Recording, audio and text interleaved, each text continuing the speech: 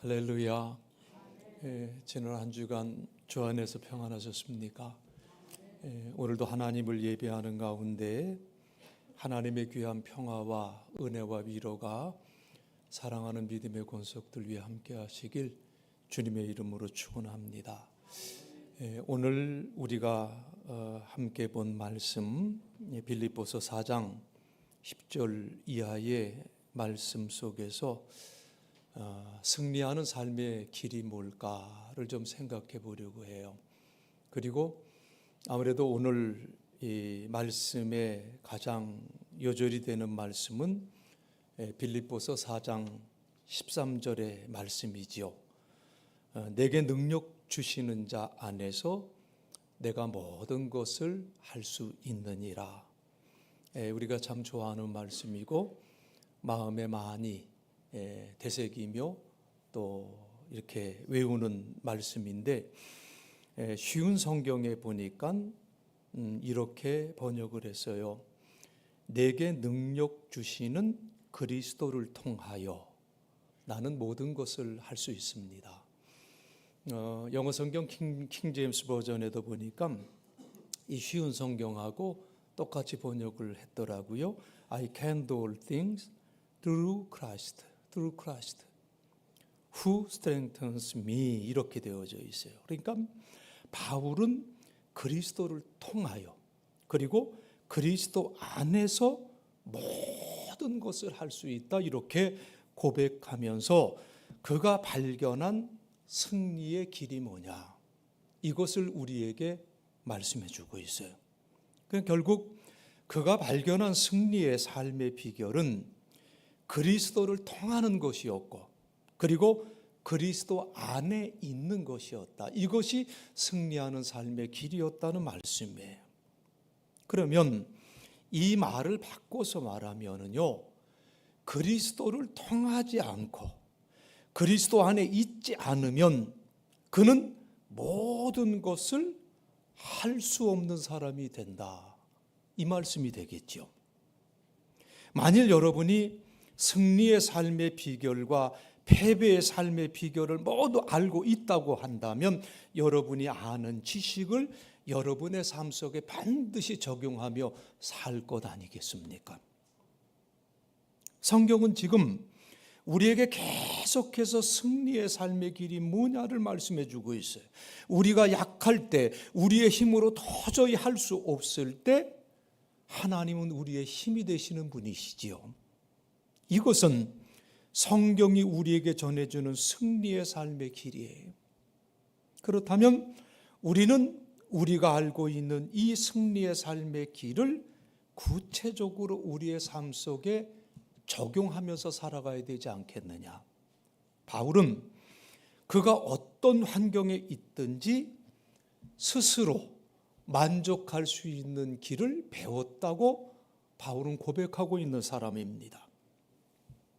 여러분, 어떤 상황 속에서든지 스스로 만족할 수 있다. 그렇다면 아마 그 사람은 이 세상에서 제일 행복한 사람이 아니겠습니까? 어떤 상황에 있든지 간에 남들이 나를 어떻게 보든지 간에 내가 만족할 수 있다고 한다면 나는 행복한 사람이에요. 그렇죠? 그런데 문제는 이게 쉽지 않다는 거예요. 그게 문제죠. 불평하고 원망하고 다른 사람과 나를 비교하기는 쉬운데 만족하며 살아간다, 이게 정말 힘들다고 하는 것이 오늘 저와 여러분의 삶 아니겠습니까? 그래서 자신이 행복하다 이렇게 생각하면서 사는 사람들이 이 땅에는 많지 않은 것 같습니다. 그만큼 행복한 사람도 많지 않고요, 오히려 세상에는 자신이 불행하다고 생각하고 자신만이 힘들고 자신만이 어렵다고 생각하는 사람들로 가득 차 있습니다. 여러분, 그런데 바울은 나는 스스로 만족한다, 나는 만족한 삶을 살고 있다, 이렇게 고백하고 있는데 그것은 다른 것이 아니었었습니다. 바로 예수 그리스도께서 나의 힘의 근원이 되신다. 예수 그리스도께서 나의 힘의 근원이 되신다, 이거였어요. 그 말씀이 12절로 13절에 나오는 말씀인데요, 바울이 그렇게 얘기를 해요. 나는 가난을 이겨낼 줄도 알고 부유함을 누릴 줄도 압니다 라고 말하면서 배부를 때나 배고플 때나 넉넉할 때나 궁핍할 때나 어떤 형편에 처해서도 기뻐하고 즐거워합니다 라고 말하고 있지요. 그리고 내게 능력 주시는 그리스도를 통해서 나는 모든 것을 할 수 있다. 바울이 그렇게 고백을 했어요. 이 말씀에서 가난함과 부유함, 배고픔과 배부름, 궁핍함과 풍부함이라고 하는 이 말씀이 대조적으로 나와요. 여러분, 사람이 부유함, 배부름, 풍부함 속에서도 감사를 모르고 만족을 모르는 사람들이 많죠. 그만큼 만족이라고 하는 것은 끝이 없다는 얘기예요. 자기가 그만한 환경 속에 있는 것을 감사해야 하는데도 불구하고 감사를 모르며 살아가는 사람들이 많다는 거예요. 그런데 그래도 일반적으로 부유함, 배부름, 풍부함 속에서 만족하고 감사한다는 것은 그다지 어렵지 않아요. 그렇지만 그 반대로 가난함과 배고픔과 궁핍함 속에서 만족하고 감사하는 사람이 여러분 얼마나 있을까요? 정말 쉽지 않은 일이에요. 여러분, 그렇게 사는 사람 보셨습니까? 정말 너무나도 힘들고 너무나도 어려운 상황 속에서도 스스로 자족하고 감사하는 사람들 보셨습니까? 아니면 그런 사람을 알고 계십니까? 참 그런 사람 만나기가 힘들어요. 여러분, 빌립보 교회에 이 편지를 쓴 바울이라는 사람이 어떤 사람이고 그는 어떤 삶을 살고 있었느냐, 그리고 그가 발견한 만족과 감사의 삶의 비결을 그는 어떻게 그의 삶에 적용을 했을까? 오늘 우리는 오늘의 본문의 말씀을 통해서 이 부분을 주목해 볼 필요가 있는 것 같아요. 그의 생에 있어서, 이 바울의 생에 있어서 우리가 가장 주목해서 봐야 될 지점이 어디냐면 그가 예수 그리스도를 만난 그 시점이었다고 하는 거예요. 그것을 우리는 굉장히 중요하게 볼 수 있어야 돼요. 그 말씀이 사도행전 9장에 나오는데 우리가 잘 아는 말씀이죠. 바울은 그의 이름이 사울이었을 때 살기가 등등해서 다메섹이라는 도시로 가고 있던 사람이었죠.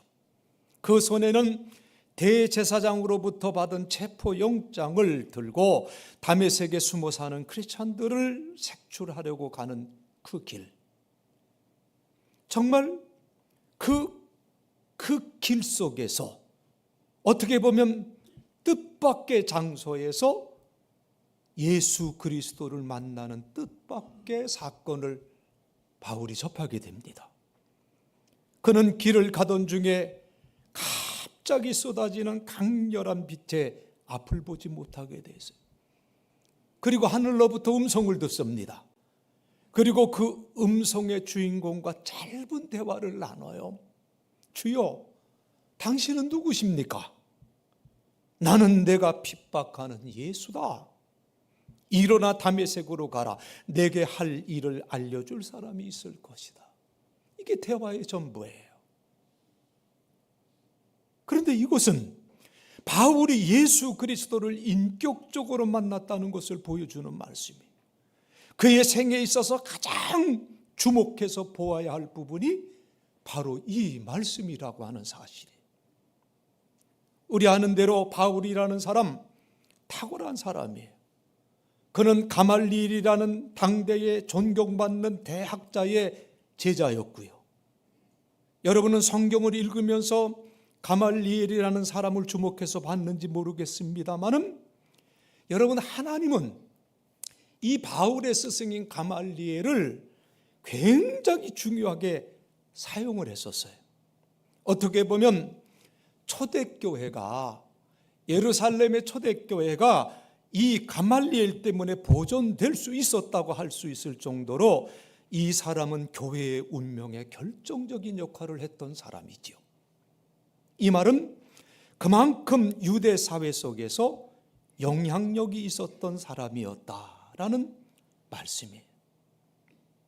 여러분, 사도행전을 읽어가면서 처음에 참 이상하다라고 생각했던 지점이 있었어요.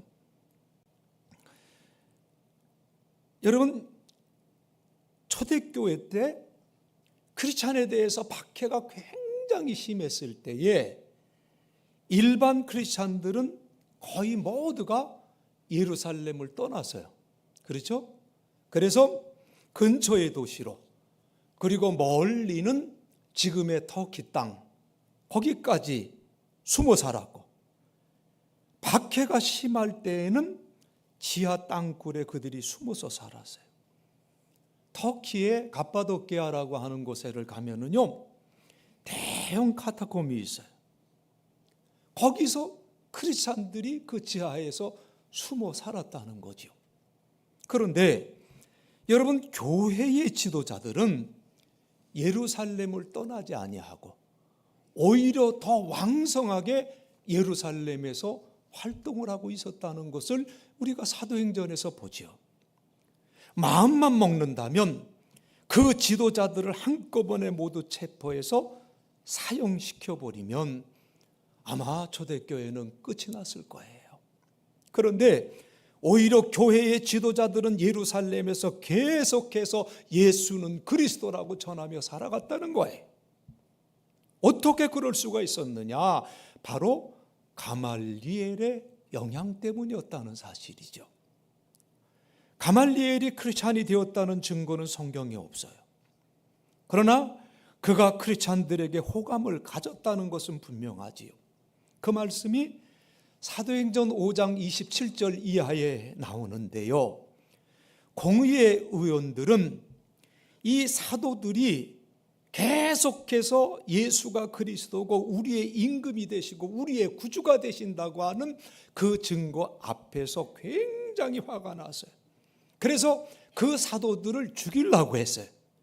그때 갑자기 가말리엘이라고 하는 한 바리새파 사람이 공의회 자리에서 벌떡 일어나지요. 율법사이며 모든 백성에게 존경받는 사람 가말리엘. 그는 사도들을 잠깐 밖에 나가 있게 하고 공의회 회원들에게 이렇게 말을 합니다. 이스라엘 사람들이요, 여러분이 이 사람들에게 어떤 행동을 하려는지 깊이 생각해 보십시오. 얼마 전에 드다가 출연했을 때의 일을 기억하십니까? 드다는 자기가 대단한 인물이라고 주장했고 400명 가량 되는 사람이 그를 따라다녔습니다. 그러나 그가 죽임을 당하자 그를 따르던 사람들도 뿔뿔이 흩어져 없어지고 말았고 그가 벌인 운동도 흐지부지 없어지고 말았죠.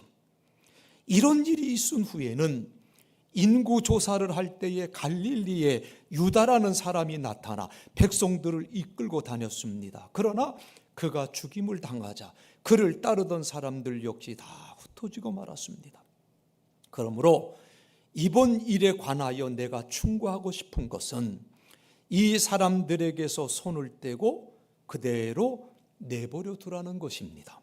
왜냐하면 그들의 이러한 계획이나 행동이 사람에게서 온 것이라면 실패할 것이지만 만에 하나 그것이 하나님께로부터 온 것이라면 여러분은 이 사람들이 하는 일을 막을 수 없는 것은 물론이고 잘못하면 하나님과 맞서 싸우는 것이 되기 때문입니다. 이렇게 가말리엘이 공회의 회원들을 설득을 했어요. 이 가말리엘의 충고에 그들이 설득되었고 그들은 사도들을 다시 공의회 안으로 불러들여서 매질을 한 후에 다시는 예수의 이름으로 말하지 말라고 엄하게 명하고 그들을 놓아주는 사건이 있었습니다. 사도들은 예수님 때문에 모욕당하는 것을 영광이라고 생각해서 오히려 기뻐하며 공의회를 나왔다고 하는 말씀이 기록이 되어져 있죠. 이후 그들은 날마다 성전들에서 그리고 집집마다 다니며 예수님이 그리스도라는 복음의 내용을 쉬지 않고 가르쳐 전했습니다. 여러분, 바울은 바로 이 가말리엘의 제자였었어요. 이런 그가 예수 그리스도를 인격적으로 만난 후에 아주 극적인 변화를 겪습니다. 그 일 후에 그는 스스로를 가리켜 나는 예수 그리스도의 종입니다. 나는 예수 그리스도의 사도된 사람입니다. 이렇게 자신 있게 자기를 소개해. 말하자면 그는 예수 그리스도의 사람이 되었다는 말씀이죠. 그의 말대로 그는 예수 그리스도의 그 삶이 자기 생의 목표가 되었고 예수 그리스도가 삶의 이유가 되었다는 거예요. 그리고 그가 힘써 추구했던 것은 예수 그리스도를 더 깊이 아는 지식이었다. 결국 예수 그리스도는 바울의 생애의 전부였다고 하는 것을 바울은 고백하고 있습니다. 그래서 빌립보서 1장 21절에 보면 이는 내게 사는 것이 그리스도니 어떤 것도 유익하대요? 죽는 것도 유익하니라. 왜?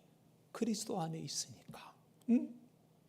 예수 그리스도는 그의 삶의 전부였다는 고백이에요. 여러분, 우리가 진정한 크리스찬으로 산다고 하는 것이 뭐냐? 진정한 크리스찬의 삶이라고 하는 것이 바로 이것이라는 것을 우리에게 말씀해 주고 있습니다. 그리스도가 그에게 있어서 전부인 사람, 우리는 그런 사람을 진정한 크리스찬이라고 말해. 영어 표현으로는 genuine 크리스찬이라고 그래. 진짜 크리스찬, 진품 크리스찬이라고 하는 말씀이죠.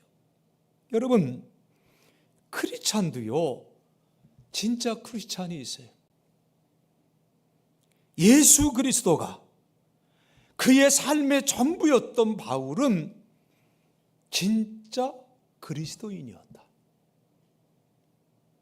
어떤 사람은 저 사람은 진짜 크리스찬이야. 그러면 상대 못할 사람으로, 고리타분한 사람으로, 답답하고 고집이 센 사람으로 그렇게 알고 있는 사람이 있을지도 몰라요. 그러나 여러분, 그렇지 않습니다.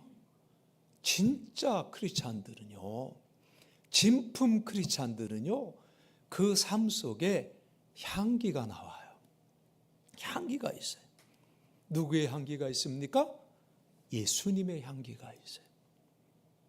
성경에 나와 있는 예수님의 삶을 보면서 고부리타분하게 생각하는 사람이 여러분 어디 있습니까? 사도 바울의 삶에도 향기가 있었고요. 그의 삶을 보면 너무나도 아름다워요. 그리고 그의 비전이 너무나도 웅대해요. 전 세계를 그의 품에 품는 그의 삶은 너무나도 존경스러운 모습이에요. 그리고 한 사람의 영혼을 귀하게 여기는 그의 마음은 참으로 거룩한 마음이었었어요. 이것이 여러분 진짜 그리스도인, 진짜 크리스찬의 삶이라고 하는 것을 믿으시기 간절히 바랍니다. 여러분, 진짜 크리스찬이 있으면 어떤 크리스찬도 있어요? 가짜 크리스찬도 있어요. 그럼 가짜 크리스찬은 누구일까요? 누가 가짜 크리스찬일까요? 적당하게 신앙생활하는 사람이에요. 적당하게.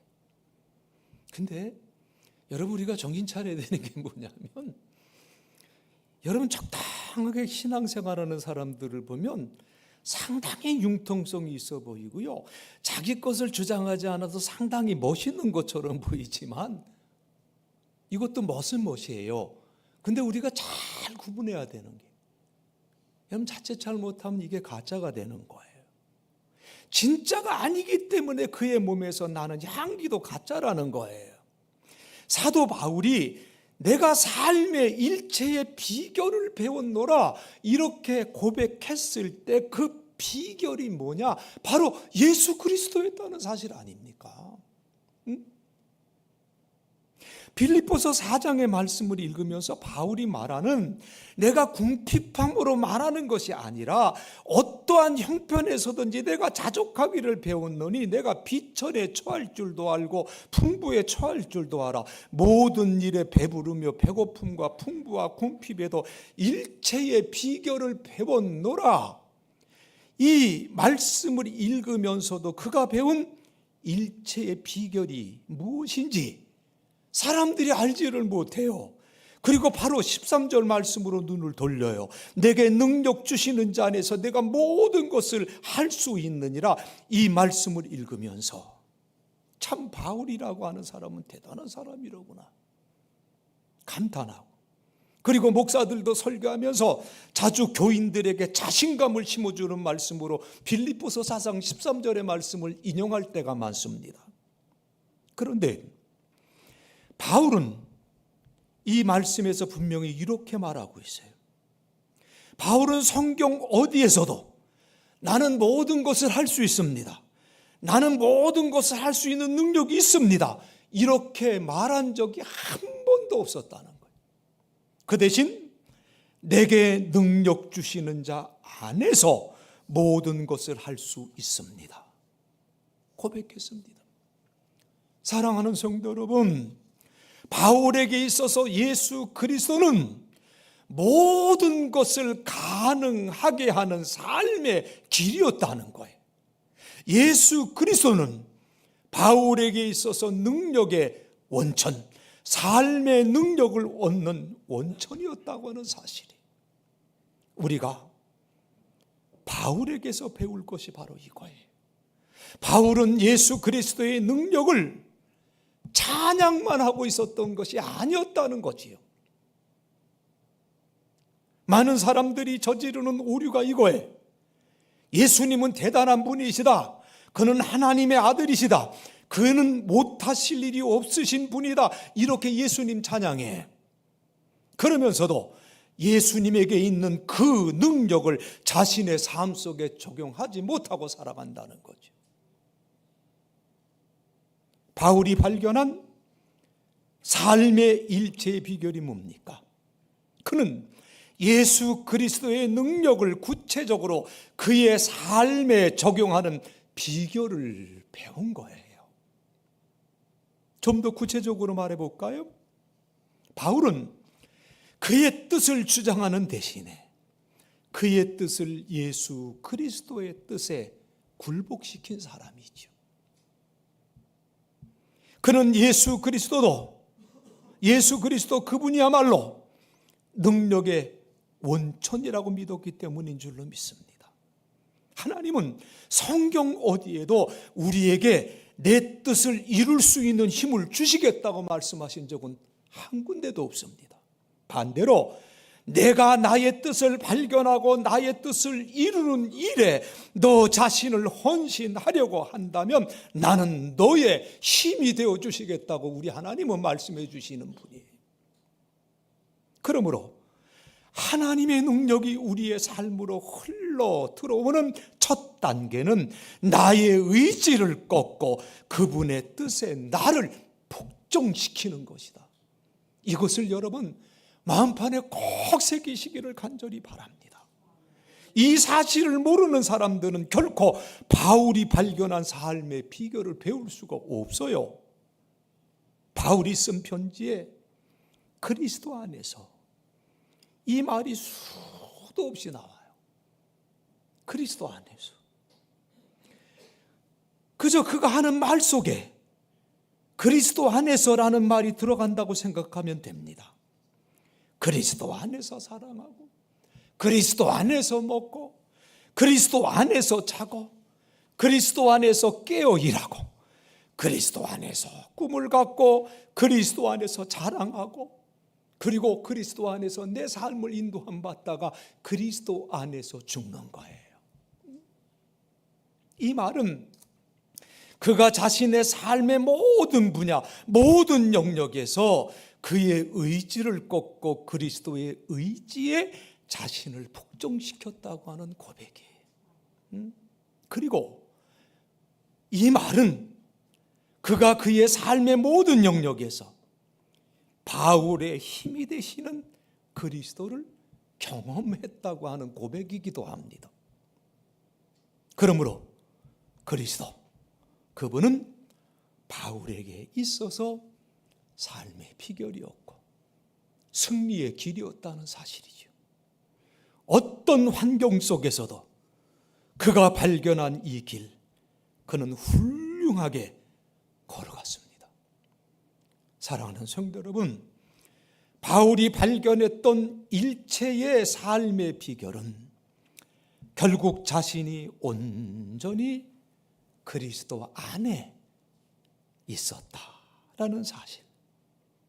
저는 이 말씀을 생각하면서 요한복음 15장 7절의 말씀을 생각했어요.